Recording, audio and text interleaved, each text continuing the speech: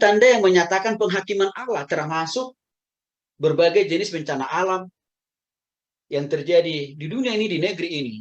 Memang ada beberapa faktor penyebabnya. Bisa juga karena seizin Tuhan, tapi ada banyak juga karena faktor manusia yang belum bertobat. Sehingga menjadi pemicu suburnya, seringnya terjadi berbagai bencana alam di negeri ini atau di dunia ini. Apakah itu banjir, ya, bahkan juga hal-hal yang lain. Dalam hal ini kita akan lihat dulu sanksi yang dinyatakan dalam perjanjian lama atau dalam PL. Dalam Yesaya pasal 19 ayat 2.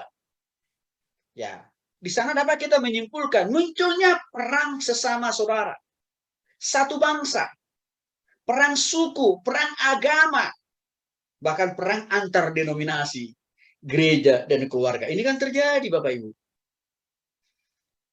Negara kita ini sangat subur dengan perang-perang saudara ini.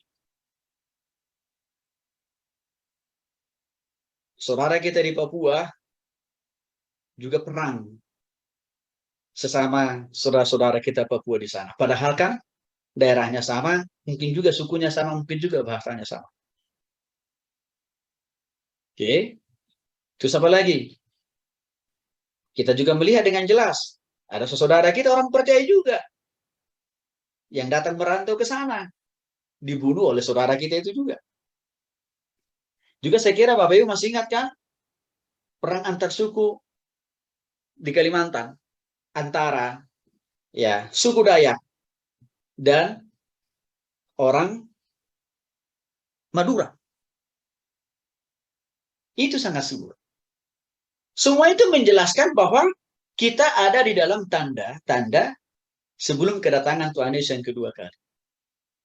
Nih, antar denominasi terjadi juga kan sebenarnya, cuman agak lebih halus caranya. Gitu.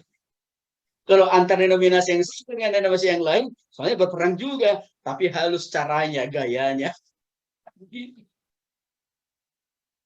Caranya gimana? Menjelek-jelekan gereja lain, ataupun juga denominasi lain, kan gitu. Terus yang lain, internal gereja. Banyak kasus itu.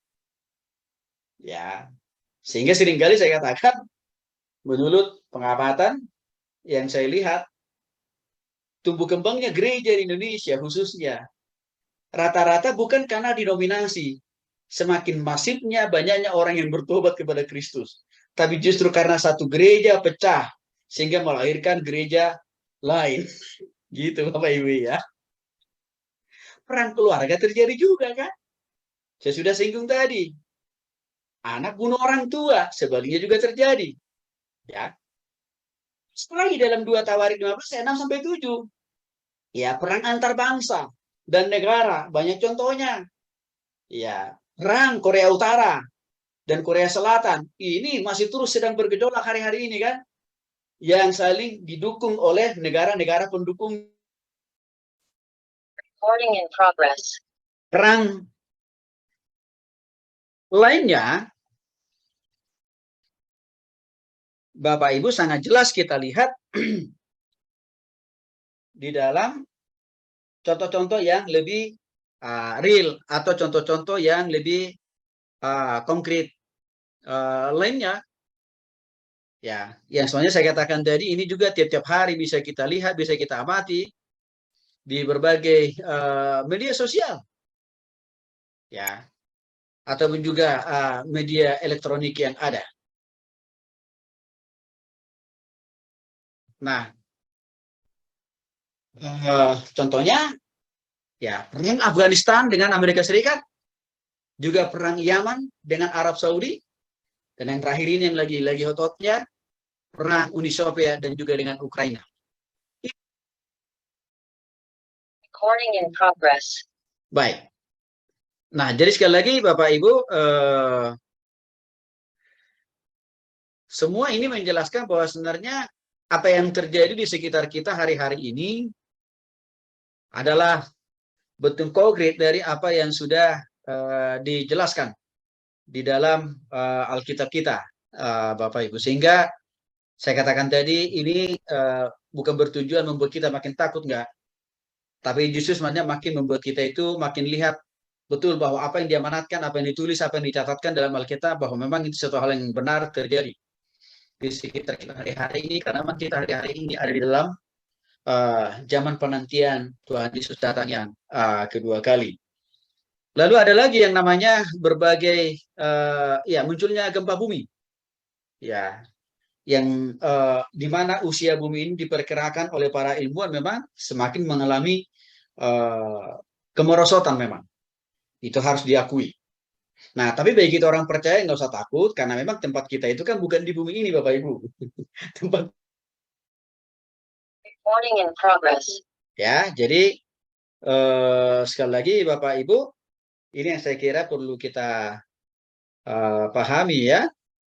Jadi jangan semakin membuat kita takut dalam melihat fakta yang ada di sekitar kita hari-hari ini, karena saya katakan tadi itu kan bagian dari apa yang sudah dijelaskan di dalam Alkitab sebelumnya. Nah,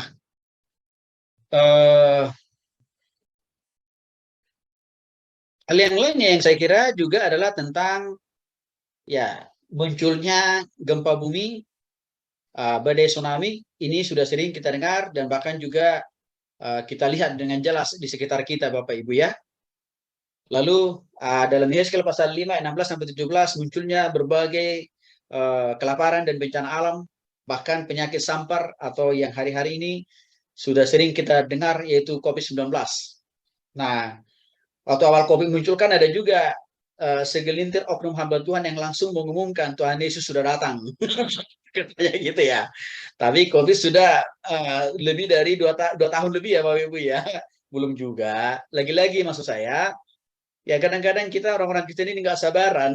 Ya, nggak sabaran menunggu proses caranya waktunya Tuhan datang gitu. Jadi nggak tahu apa yang mau diburu, apa yang mau dicari, mungkin popularitas kali Bapak Ibu ya. Sehingga seringkali orang kita sukanya ramal, jadi peramal gitu. Iya, dan nggak ada rasa malu juga, udah lamarannya salah, nggak ada pengakuan bertobat atau minta maaf kan gitu, masih tetap aja ngoyo. Itu masalah. Nah, yang kedua adalah tanda yang merupakan bukti penghakiman Allah. Apa ini contohnya? Ya, Kejadian pasal 3:17. Ini sebenarnya sudah terjadi sejak dari Adam dan Hawa. Ya, yang mana semua laki-laki akan mengalami kesusahan, kesulitan dalam mencari, menafkahi suami, istri, dan anak-anaknya. Jadi Bapak Ibu, satu kewajaran sebenarnya kalau kita para suami ini harus banting tulang lebih keras. Bahkan sering saya katakan, bila penting kepala menjadi kaki, kaki menjadi kepala, istilah saya. Itu bentuk dari upaya dan kerja keras yang harus kita lakukan. Ya, karena mengapa? Karena waktu Adam jatuh dalam dosa, itu adalah salah satu bentuk hukuman sebenarnya. Ya, walaupun demikian, Bapak Ibu, tetapkan ada Roh Kudus dalam hati kita waktu kita sudah bertobat untuk terus apa? Mampu dan dikuatkan dan diteguhkan oleh Tuhan dalam mencari nafkah untuk istri dan anak-anak kita kan. Bagi para perempuan juga alami, yaitu pada saat bersalin pasti akan mengalami sakit. Termasuk bagi para ibu-ibu yang misalkan yang sesar pun, ya rupanya rasa sakitnya juga lebih sakit dibanding yang normal. Jadi memang nggak bisa dihindari. Ini karena ini bagian daripada konsekuensi kejatuhan manusia ke dalam dosa. Nah, tanda yang lain merupakan bukti penghakiman Allah adalah dalam 2 Timotius 3 ayat 13. Manusia cenderung semakin bertambah jahat dan semakin suka menyesatkan dan disesatkan. Ya, ini saya kira makin jelas juga nih kita lihat dari waktu ke waktu ya. Manusia cenderung bertambah jahat dan semakin menyesatkan serta disesatkan. Jadi teringat, hari-hari ini Bapak Ibu sangat begitu subur dan berkembangnya pelecehan seks. Kalau kita lihat, ya, tokoh agama, guru agama, bahkan ada dari kelompok kita loh Bapak Ibu, yang dari Jawa Timur itu tuh, yang punya sekolah Selamat Pagi Indonesia. Itu berpuluh-puluh tahun dia sudah melecehkan anak-anak siswanya di sekolah yang dia punya. Mungkin dia menganggap anak-anak sekolah di sana kan gratis. Jadi karena mereka itu gratis di sekolah di sana, jadi dia berpikir dengan seenaknya. Dan ini kan sudah inkrah hukumannya. Kalau nggak salah di atas 5 tahun dia dituntut oleh jaksa. Nah, artinya apa? Ya, kejahatan manusia itu kesini-sininya semakin berkembang dalam berbagai bentuk, dalam berbagai jenis. Ya, nah penyesatan saya sudah singgung tadi, juga semakin lebih. Ya, masih menyiarkan ajaran-ajaran mereka yang menyesatkan itu. Terus apa lagi? Yohanes 3:16 ayat 36. Ya, sebagian manusia semakin percaya kepada Yesus memang. Puji Tuhan untuk ini. Tetapi ada sebagian besar lagi manusia itu tetap memilih anti terhadap Tuhan. Artinya apa? Tidak mau bertobat kepada Kristus. Ini harus diakui. Tapi dengan demikian Bapak Ibu tidak berarti kita berhenti beritakan Injil. Enggak. Kalau kita pun ditolak dalam rangka memberitakan Injil, nggak apa-apa. Karena itu bagian daripada panggilan. Ya, sebagai pemberita Injil. Yang penting bagian kita harus tetap kita lakukan. Sehingga ada orang bilang begini, Tony, kalau orang itu menolak terus gimana? Ngapain kita harus Injili? Kita hanya bisa berhenti untuk tidak lagi perlu memberitakan Injil kalau orang itu sudah mati. Tapi selagi orang itu masih hidup, peluang, potensi kita memberitakan Injil, walaupun dia nolak, kita masih tetap punya peluang beritakan Injil kepada dia, dan dia juga masih punya peluang untuk merespon Injil. Jadi kalau orang itu belum mati, tetap kita harus beritakan Injil. Yang kedua, kalau Tuhan Yesus belum datang, kita masih harus terus memberitakan Injil. Maka saya mau terus mendorong kita semuanya Bapak Ibu ya, untuk terus memberitakan Injil dimanapun Tuhan tempatkan kita. Yang ketiga, tanda yang menunjukkan kepada tanda yang menunjukkan kepada akhir zaman. Nah, dalam hal ini dalam hal ini Bapak Ibu yang dikasih oleh Tuhan Yesus Kristus, ya, salah satu contoh yang paling lebih konkret itu saya sudah singgung juga tadi di bagian awal tadi adalah ya perang semakin berkecamuk, atau artinya perang semakin sering kita dengar di mana-mana, ya, di berbagai belahan negara di dunia ini. Saya sudah singgung tadi beberapa negara yang hari ini sedang berperang. Tapi jenis perang yang mereka lakukan itu adalah perang dengan cara konvensional, masih mempergunakan persenjataan ala tes berat. Tapi ada bentuk peperangan lain, Bapak Ibu Saudara, yang hari-hari ini juga sedang mengintai negara kita, yang saya sebut dengan istilahnya perang modern. Apa ini perang modern? Perang modern ini dilakukan dalam bentuk infiltrasi ke dalam negara melalui berbagai aspek. Bisa juga bidang kehidupan, bisa juga ya ideologi, politik, ekonomi, sosial, budaya, dan hukum. Bahkan pertahanan keamanan. Nah, biasanya Bapak Ibu, tahapan perang ini dilakukan dengan mencuci otak orang. Contoh paling gampang, para teroris. Ya, kenapa teroris itu? Mereka begitu mudah menyerahkan nyawanya, bahkan rela bawa istri dan anak-anaknya untuk mati. Ya kan, Bapak Ibu ya. Itu kan karena sudah dicuci otaknya. Itu salah satu bentuk ya perang modern. Jadi memperalat agama gitu loh kira-kira. Ya. Nah, itu perang modern yang hari-hari ini terjadi. Atau juga misalkan dalam bentuk yang lain, sistem upaya adu domba. Saya lihat begini Bapak Ibu.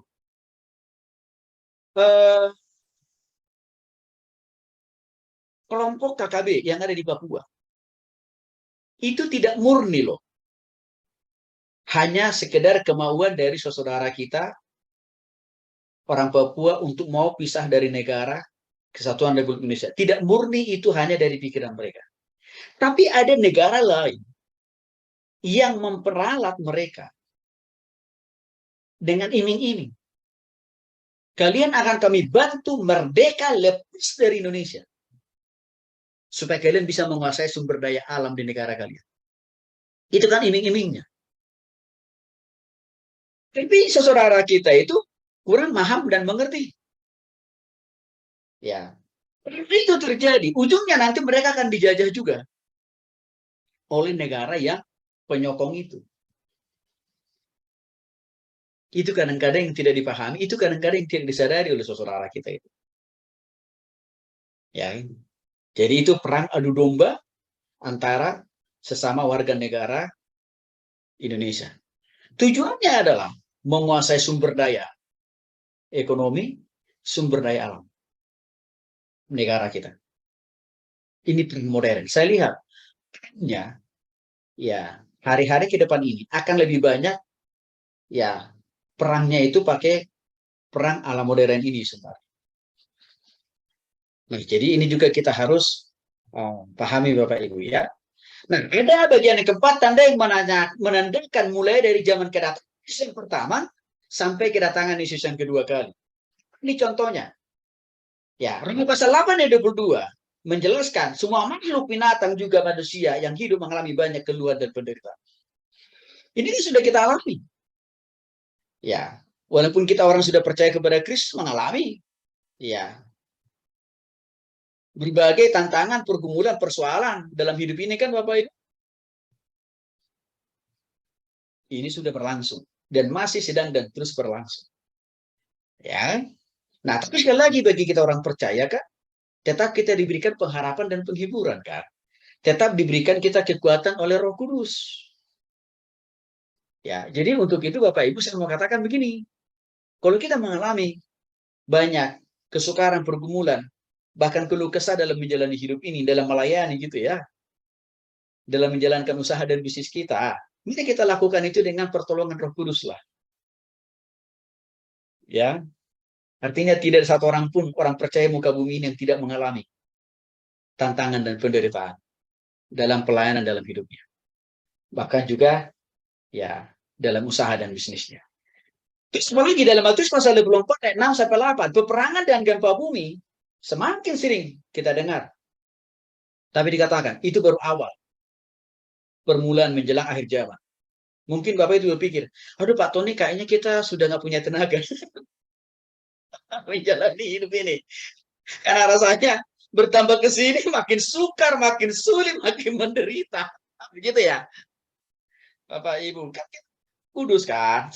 Nih, walaupun orang percaya memang tidak lepas dari berbagai penderitaan kesukaran tadi ya.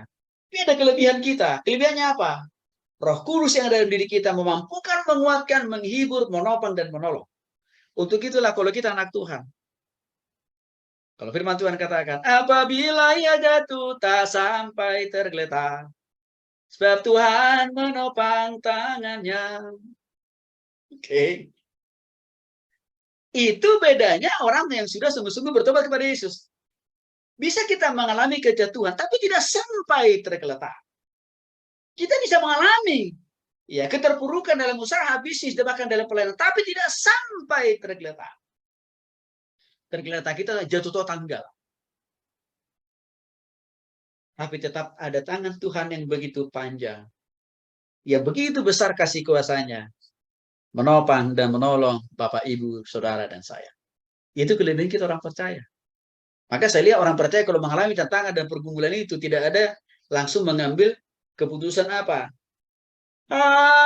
Aku menyerah alias bunuh diri. Nggak ada kan? Paling-paling apa?